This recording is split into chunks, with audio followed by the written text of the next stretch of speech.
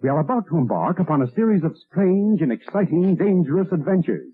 Adventures that will lead us to all parts of the world. Hello everybody and welcome to another Bad Comic Review. This time we're looking at Star Wars Jedi Knights Issue 1. This is a 2025 series from Marvel Comics, written by Marc Guggenheim, art by Madibek, Musabekov, color art by Guerrero, letters by VC's Clayton, Cowles, cover by Rahzzah. Cover's not bad actually, it's pretty good. The lightsabers look cool, the colors really pop, and the characters look really like the movie counterparts. So about half the Jedi Council's on Syrax Prime, trying to stop an invasion from some aliens, but it's not really what it looks like, and the people of Vakura actually have a reason for this attack, but nobody wants to get into it because it's complicated, as usual. And we learn that there is a prison camp that may have something to do with the whole war thing. An assassin tries to take out Qui-Gon Jin, and we don't really know why, but he looks vaguely like Snake Eyes with a slightly goofy mouthpiece. He manages to escape, so Qui-Gon doesn't get anything out of the guy, but that doesn't stop it from being mysterious and dangerous. Then there's a bunch talking with the Jedi Council as they try and come up with a plan to stop this war. And their big plan is to destroy the production facilities for the starships. I don't know how many innocent people died in that raid, but they don't really go into too much detail. And why do these planets only have one facility each for making starships? That seems kind of stupid. Like your entire production is in one facility on two planets? That's weird. You would think they'd have multiple parts of the supply chain going at once. Like engines are made over here, and the body is made over here, and the final assembly's over there, and the weapons are made on the fourth continent or something. Nope, it's all in one convenient location. And they destroyed that, so whoever had the superior spaceships after that destruction probably had the upper hand. But in this sort of childlike logic that we're working with here, everybody just said, oh, well, we'll just go for peace then. Yay! Whoop-de-freaking do. So it's a bit of a stupid look at how war is waged and how production is done. But, you know, here we are. And then Obi-Wan has a vision about some stuff that may or may not ever happen,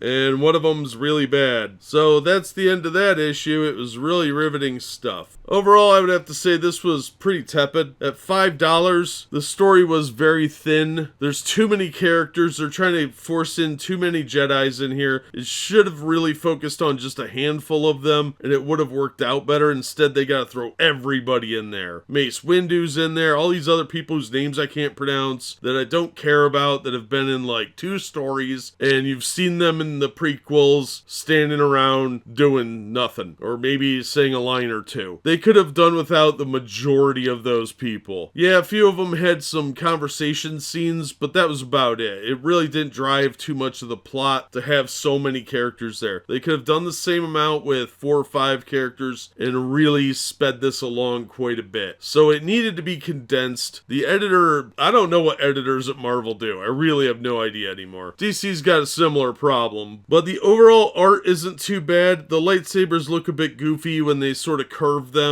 because it's supposed to be an action motion, and it just looks like they all have floppy swords. I think they make pills for that now, but I'm not sure how they did it in the long ago. So overall, this was like a $2 book. I didn't really feel like I got my money's worth. The art's okay. Lightsabers look stupid, but the story was mediocre. It really needed to be condensed, and there was just a lot of standing around talking that didn't really advance the plot as much as they seemed to think it did. So if you want to relive the trade negotiations and trade war, this is all about it. It's just sort of knockoff of Phantom Menace without the awesome fight scenes. The fight scenes in here were okay, but they weren't as spectacular as they would have been, or as cool if it had been a smaller group of Jedi. When you have a whole bunch of Jedi there, it really just sort of looks like the bad guys don't have the chance that they probably should if you want tension. So there was very little actual tension, just some action scenes interspersed with a whole lot of babble. But overall, just sort of a middle of the road book. Pretty forgettable. I'll probably never read this again. Hopefully it gets better and they can narrow it down so we're not looking at a cast of dozens. Instead, they focus on a couple of Jedi per story arc and make it interesting that way. But that's gonna do it for this episode. Thank you so much for listening and supporting the channel. If you enjoyed the episode, please hit the like button and don't forget to subscribe so you don't miss future reviews. If you'd like to help the channel out in other ways, links are in the description to various support methods, or you could become a member on YouTube and get access to exclusive videos. But as always, we hope to see you on the next one.